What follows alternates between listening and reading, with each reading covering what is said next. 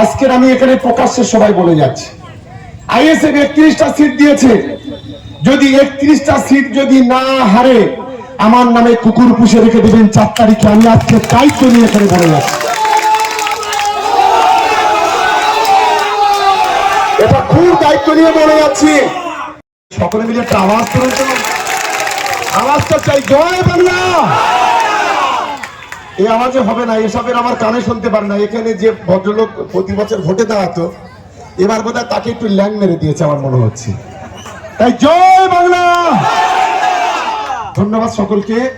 আজকে আমরা এই চন্দ্রেশ্বর 2 এর পবিত্র মাটিতে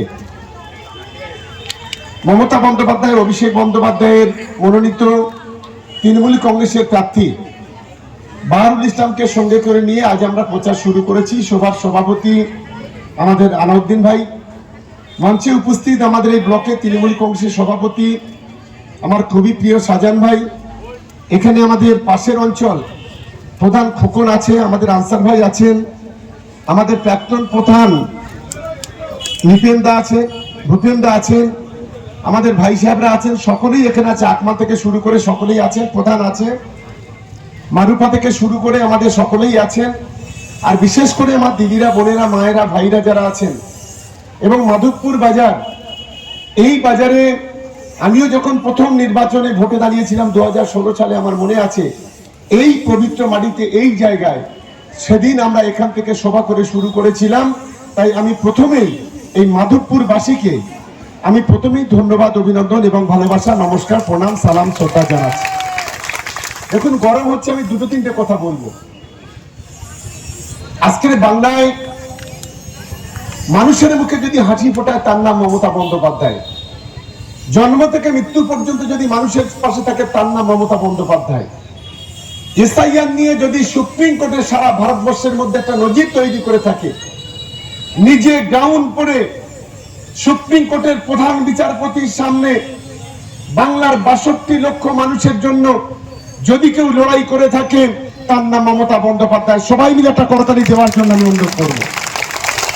আবার অন্যদিকে আমার নেতা অভিষেক বন্দ্যোপাধ্যায়, যিনি বুক চিতিয়ে লড়াই করে গোটা সুপ্রিম কোর্টের যারা লয়ার থেকে শুরু করে হাইকোর্ট পর্যন্ত প্রতিটি মুহূর্তে বাংলার তৃণমূল কংগ্রেসের কাছে যদি কেউ থাকে, একেবারে মাথা উঁচু করে সিদ্ধারা করে অমিত শাহ, নরেন্দ্র মোদীর চোখে যদি চোখ রেখে লড়াই করে থাকে তার নাম অভিষেক বন্দ্যোপাধ্যায়। আরেকটা করতালি আমি দেওয়ার জন্য অনুরোধ করব। আজকের আপনাদের আশীর্বাদ, ভালোবাসা নিয়ে আমি 10 বছর এখানে বিধায়ক। আপনাদের কাছ থেকে যে ভালোবাসা পেয়েছি, যে স্নেহ, যে মায়া, মায়ের মমতা, ভাইয়ের স্নেহ, পিতৃতুল্য মানুষ যারা আছে তাদের আমার প্রতি যে ভালোবাসা, যে স্নেহ আমরা দেখেছি। এই চন্দনেশ্বর 2-এ অনেক লড়াই, অনেক আন্দোলন, অনেক সংগ্রাম হয়েছে, কিন্তু এই চন্দনেশ্বর 2 থেকে আমাদের খুব বেশি মানুষকে দূরে ঠেলে দিতে পারেনি। প্রতিবারে এখান থেকে বিজেপি প্রার্থী পাশের, আর এখান থেকে হতো আইএসএফ এর প্রার্থী, সিপিএম এর প্রার্থী। আজকে মনে করি আপনারা বিগত দিনে লোকাল প্রার্থী হলে আপনারা তাকে ভোট দেন, এটা নিশ্চিতভাবে ছোটখাটো একটা আবেগ থাকে। কিন্তু এবারে আর আপনাদের এখান থেকে প্রার্থী করেনি। যাকে প্রার্থী করেছে আপনারা জানেন, যার সম্পর্কে, যার জন্য আজকে তৃণমূল কংগ্রেসটা ছোট হয়ে গিয়েছিল ভ্রমণে, যে অন্তত 5 বার জেল খেটেছে, পার্টি যাকে 3 বার বহিষ্কার করেছে, যে কলেজের ম্যাডামকে জগ ছুড়ে মেরেছে, গোটা ভাঙড় জুড়ে তোলাবাজি মস্তানি করেছিল, দল তাকে তাড়িয়ে দিয়েছিল। আজকে সেই দলের উচ্ছিষ্ট গুলোকে, আজকের যে নওশাদ সিদ্দিকী নীতির কথা বলে, যে নওশাদ সিদ্দিকী আদর্শের কথা বলে, যে নওশাদ সিদ্দিকী বড় বড় ভাষণ দেয়, যে নওশাদ সিদ্দিকী বলেছিল সবচেয়ে বাংলার সমাজ বিরোধী খুনির নাম এই আরাবুল ইসলাম, কি এমন হলো রাতারাতি তাকে ওয়াশিং মেশিনে ঢুকিয়ে নিয়ে তাকে একবার ধুয়ে মুছে পরিষ্কার করে নিয়ে নিজের দলে টানতে হলো। আমাদের ছেলেরা যারা হোয়াটসঅ্যাপ, ফেসবুক দেখে, সাংবাদিকরা গত 2-3 মাস আগে প্রশ্ন করেছিল, বলেছিল যে আরাবুলকে কি আপনারা দলে নেবেন? নওশাদ বলেছে না না না, ওসব নোংরা জিনিস আমরা দলে নিই না। আজ আমি নওশাদকে প্রশ্ন করতে চাই, কিসের ভিত্তিতে, কত কোটি টাকার বিনিময়ে আজকে তাকে দলে নিলেন? আপনার কি নীতি আদর্শ বলে কিছু আছে? আসলে এরা হচ্ছে যে ধর্ম ব্যবসায়ী, এরা পয়সার জন্য সবকিছু করতে পারে। এরা হিন্দু, সবচেয়ে এদের প্রধান লক্ষ্য হলো, একদিকে যেমন বিজেপি বলছে হিন্দুরা এক হও, আর একদিকে আব্বাস নওশাদের মতো লোকেরা বলছে মুসলমানরা এক হও। তার মানে হিন্দু মুসলমানের দাঙ্গা করো, জাতপাতের দাঙ্গা করো, আর এখান থেকে তার রক্তের হোলি খেলা, তার ফায়দা আমরা নেব, এই মানসিকতা নিয়ে কিন্তু আজকে ওরা লড়াই করছে। আমি তাই চন্দনেশ্বর 2 আমার সর্বস্তরের সহকর্মী, সহযোদ্ধা, আমার তৃণমূল কংগ্রেসের কর্মীরা, মা বোনদের কাছে অনুরোধ করব, আমরা গত লোকসভা নির্বাচনে এই বিধানসভা থেকে 1,66,244 ভোটে লিড পেয়েছি। আগামী দিনে 1 ভোট হলেও আমাদের এই বিধানসভা থেকে বাড়াতে হবে, অর্থাৎ 1,66,245 হোক, আর 1,70,000 হোক, 80,000 হোক, সেই শপথ আমাদের নিতে হবে।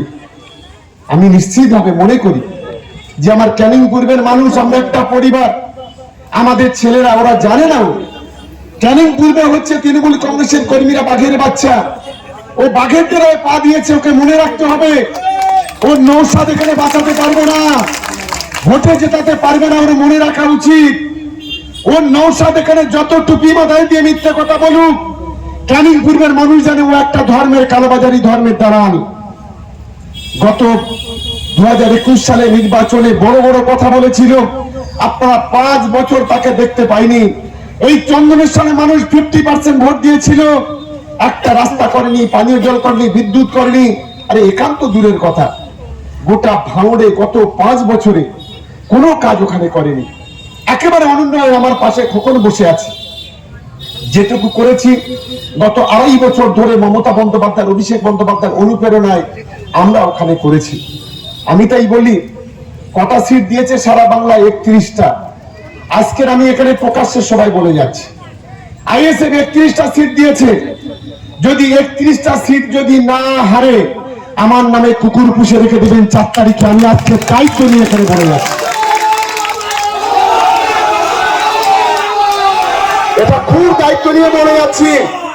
আপনাদের আশীর্বাদ, আপনাদের ভালোবাসা, আপনাদের দোয়া, আপনাদের স্নেহ, আপনাদের মায়া মমতা যদি আমার থাকে, আমার উপরে থাকে, ভাঙড় বিধানসভা তৃণমূল কংগ্রেস জিতবে, আটকাতে পারবে না, আটকাতে পারবে না।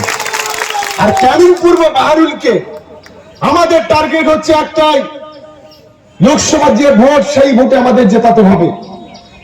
গোটা ক্যানিং টুতে আমি আজকের এখানে বলে যাচ্ছি, আমি প্রত্যেকটা নির্বাচনের আগে বলি, ক্যানিং টুতে 7টা অঞ্চল আছে। 7টা অঞ্চল থেকে যদি 90 থেকে 1 লক্ষ ভোটে লিড না দিতে পারি, আর আপনাদের কাছে কোনোদিন ভাঙড়াকে ভোট চাইতে আমি আসবো না। এটা শুধু ক্যানিং দিয়ে বললাম। ভাঙড়ের 6টা অঞ্চল, গতকালকে সাকসারে মিছিল হয়েছে, আপনারা জানেন। একটা অঞ্চল থেকে 10 থেকে 12,000 মানুষের জমায়েত, মানুষের স্বতঃস্ফূর্ততা। চন্দনেশ্বরে কেন আমাদের একজন মহিলাকে ধাক্কা মারা হলো? কেন সাজান মায়ের গাড়িতে লাঠি মারা হলো? কি কারণে? মুস্তানি এটা কি ভাঙড় পেয়েছেন? দীর্ঘদিন ধরে তৃণমূল কংগ্রেসকে বিক্রি করে, তৃণমূল কংগ্রেসকে খেয়ে, তৃণমূল কংগ্রেসকে লুটে পুটে করে একটা মোটর সাইকেল থেকে 4-4খানা গাড়ি, এক একটা গাড়ি ফরচুনার থেকে শুরু করে বিভিন্ন কোয়ালিটির গাড়ি, নিউ টাউনে একটার পর একটা ফ্ল্যাট, পেট্রোল পাম্প, ওখানে নার্সিং হোম থেকে শুরু করে ঘটকপুকুর থেকে আপনি পলিহাট পর্যন্ত যাবেন, রাস্তার 2 ধারে 100 বিঘে জমি কেনা, ঘটকপুকুরের মতো জায়গায়, সেখানে বিল্ডিং থেকে শুরু করে আসবাব। কোথায় পেয়েছেন এত টাকা? এই টাকা কি সাদা টাকা না কালো টাকা? লজ্জা করে না? আজকে বড় বড় কথা বলেন। আমি তাই আপনাদের কাছে অনুরোধ করব যে আপনাদের দায়িত্ব নিতে হবে। ক্যানিং পূর্ব, এই মাটিতে আমরা জন্মেছি, এটা আমরা এই মাটির সন্তান, এই জেলার সন্তান, আমরা এই জেলার ভূমিপুত্র। তাই যদি গোটা দক্ষিণ 24 পরগনায় আমরা গতবারে 31টার মধ্যে 30টা সিট জিতেছিলাম, এবারে আমার নেতা অভিষেক বন্দ্যোপাধ্যায় ডাক দিয়েছেন 31 আমাদের করতে হবে। এটাই হচ্ছে আমাদের শপথ, এটাই হচ্ছে আমাদের লক্ষ্য, এটাই হচ্ছে আমাদের মানসিকতা নিয়ে এগোতে হবে। কেন পারবো না? 2024 যখন নির্বাচন আমরা করেছি, তখন আমার মা বোনেদের লক্ষ্মীর ভান্ডার 1000 টাকা থেকে 1500 টাকা হয়নি। তখন আমাদের মা বোনেদের 1200 টাকা লক্ষ্মীর ভান্ডার 1700 টাকা হয়নি। যখন আমরা 2024 লোকসভা নির্বাচন করেছি, তখন বাংলার 1 কোটি যুবক যুবতী যাদের 21 থেকে 40 বছর বয়স, তারা যুব সাথীর 1500 টাকা করে পায়নি। যখন আমরা 24 সালে নির্বাচন করেছি, যখন যারা কৃষক, ভূমিহীন কৃষক, তারা কৃষক বন্ধু 4000 টাকা পায়নি। যখন আমরা নির্বাচন করেছি, যখন 2024 সালে আমরা যখন নির্বাচন করেছি, তখন এই দক্ষিণ 24 পরগনা কেন গোটা বাংলায়, তখন আমাদের এই যে আজকে ভাঙড় ক্যানিং পূর্ব বিধানসভাতে প্রায় 56,000 ঘর, এই 56,000 ঘরের টাকা 1,20,000 টাকা, কেউ 60,000 টাকা তখন কেউ পায়নি। তাই সময় বদলেছে, ওদের 1,66,000 নয়, টার্গেট এখন 1,66,000 থেকে 2 লক্ষ ভোটের মধ্যে ওদের জিতিয়ে ইতিহাস তৈরি করতে হবে ক্যানিং পূর্বে। এটাই হচ্ছে আমাদের লক্ষ্য, এটাই হচ্ছে আমাদের সফল। তাই বাহারুল আমাদের ছোট ভাইয়ের মতো, আমি অনুরোধ করবো দলের প্রার্থী, জোড়া ফুলের প্রার্থী, এই জোড়া ফুলকে আমাদের সম্মান দিতে হবে। আর আমাদের নেতা দিদি মমতা বন্দ্যোপাধ্যায় এবং আমাদের অভিষেক বন্দ্যোপাধ্যায় আজকে যেভাবে লড়াই করছে বাংলার মানুষের জন্য, সেই বিষয়গুলো মানুষের কাছে নিয়ে যেতে হবে। এবং আমি মনে করি দিদি ইতিমধ্যে বলেছেন, আপনারা জানেন আমাদের যে ম্যানিফেস্টো তৈরি হয়েছে, সেই ম্যানিফেস্টো আগামী দিনে ঘরে ঘরে চিকিৎসার ব্যবস্থা আমাদের সরকার করবে, ইতিমধ্যে ঘোষণা করেছেন। তাই আমি সকলকে অনুরোধ করি, বক্তব্য দীর্ঘায়িত করব না, আজ থেকে ফিরে গিয়ে প্রত্যেকটা বুথ সভাপতি, প্রত্যেকটা পঞ্চায়েতের মেম্বার, যুব তৃণমূল কংগ্রেসের যারা নেতৃত্ব আছেন, সভাপতি, সেক্রেটারি, মহিলা তৃণমূল কংগ্রেসের যারা আছেন, আমার অনুরোধ আজ সন্ধ্যা থেকে প্রত্যেকটা বুথে বুথে ক্যাম্পেইন চলবে, মানুষের কাছে আমাদের পৌঁছাতে হবে। চন্দনেশ্বর 2 লোকসভা নির্বাচনে যে রেজাল্ট করেছেন, সেই রেজাল্টটা বিধানসভাতে করতে হবে। এটাই হচ্ছে আমাদের সেই দায়িত্ব, আপনাদের নিতে হবে। আমার আত্মবিশ্বাস, আমাদের মধ্যে কোনো অনৈক্য নেই, আমরা সবাই ইউনাইটেড।